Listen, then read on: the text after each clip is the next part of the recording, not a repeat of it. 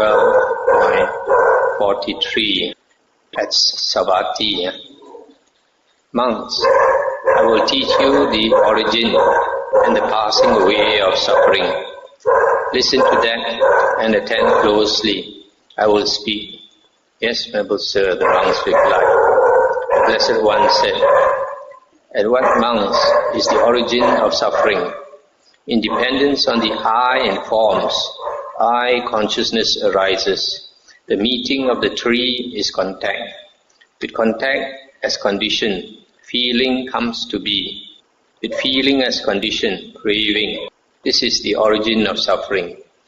Independence on ear and sounds, independence on nose and odors, independence on tongue and taste, independence on the body and tactile objects.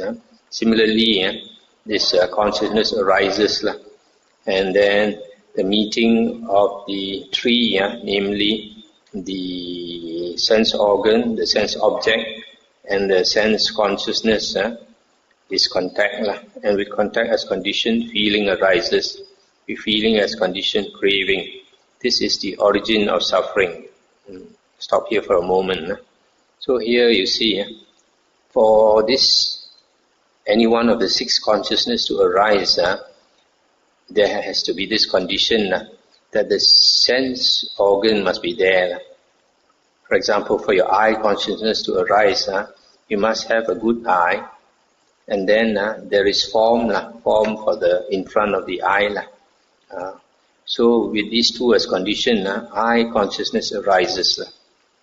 But if we think carefully, this is not the only two conditions, because there has got to be other conditions like volition.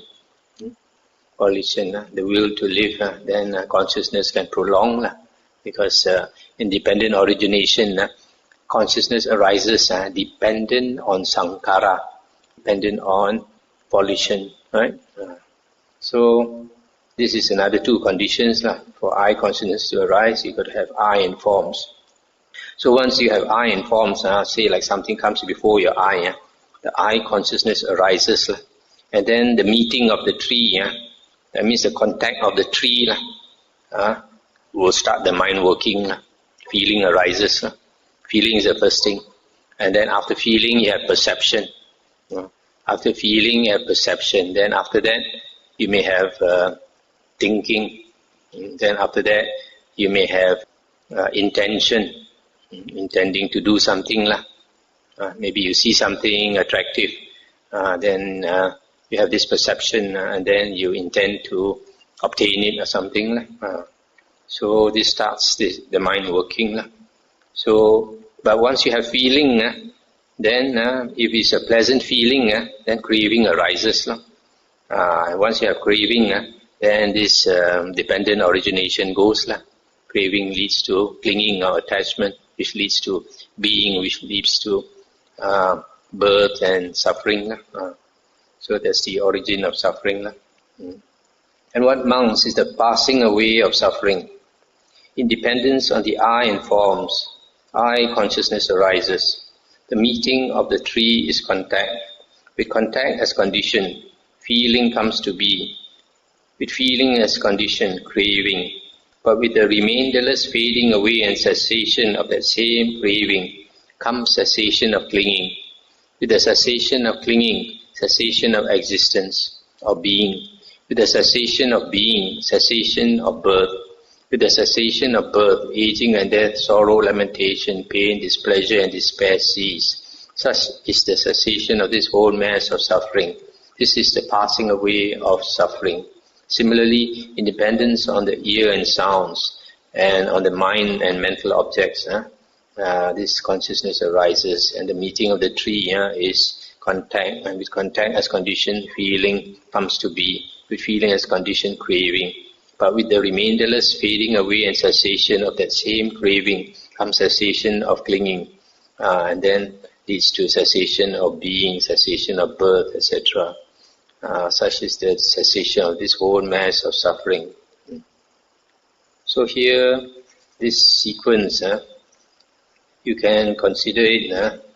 That means if you have the six sense bases, and then the six sense objects comes before your six sense bases, then the consciousness arises, and then there is contact, and then feeling comes about. So this you can consider as this present life, this present life. And then if you crave because of feeling, you have craving, and that leads to attachment and being and birth.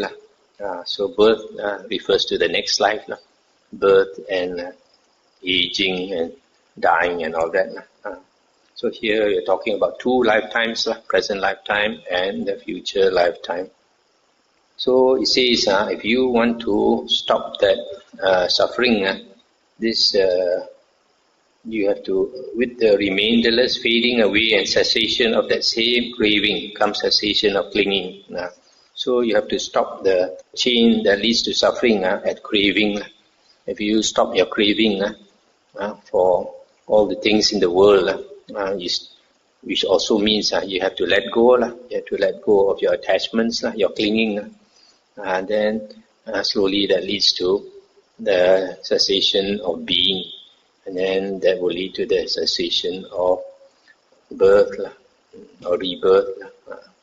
So it's important to note that this has to come about with the cessation of craving.